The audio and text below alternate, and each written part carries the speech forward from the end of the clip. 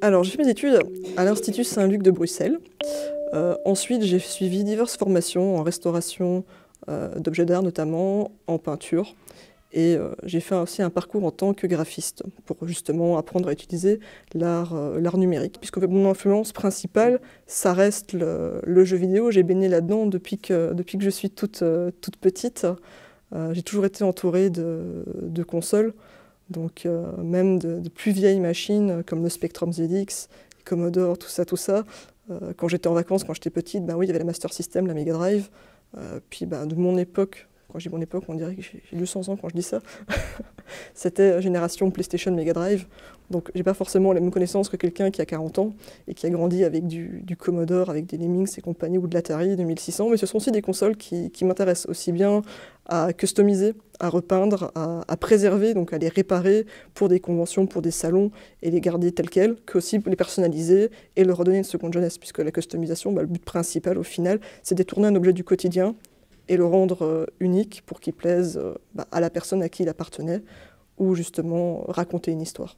Raconter une histoire avec, par rapport au thème choisi de la customisation. S'il y a un jeu qui nous a vraiment marqué durant notre enfance ou adolescence, très souvent les personnes me demandent s'il est possible de customiser leur ancienne console qui est HS, qui est toute jaunie, qui ne ressemble plus à rien, si vraiment il y a moyen de faire une petite peinture, un petit truc dessus qui leur parle. Et là, on ne s'arrête pas juste à la petite peinture, quoi. Des fois, c'est des consoles qui sont cassées.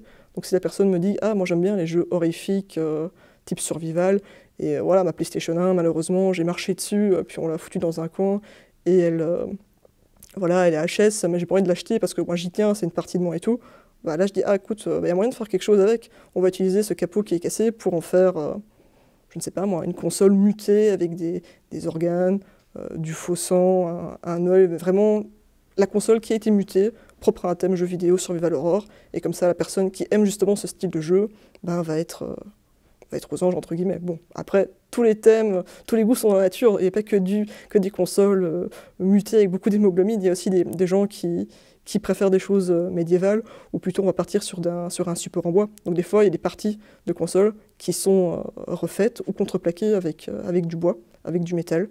Il y a d'autres matériaux aussi qui sont utilisés dans la customisation, il n'y a pas que la peinture. Il y a de la résine, il y a aussi l'impression 3D maintenant qui peut intervenir pour faire certaines choses, certaines structures. Il y a toutes sortes de mousses type polyuréthane, expansé, etc. qu'on peut aussi utiliser pour faire diverses formes, enfin la base qu'on peut ensuite recouvrir, résiner et tout pour modeler. Il y a une partie sculpture aussi, donc c'est pas juste prendre une bombe de peinture et la repeindre, c'est vraiment transformer cette console en œuvre d'art.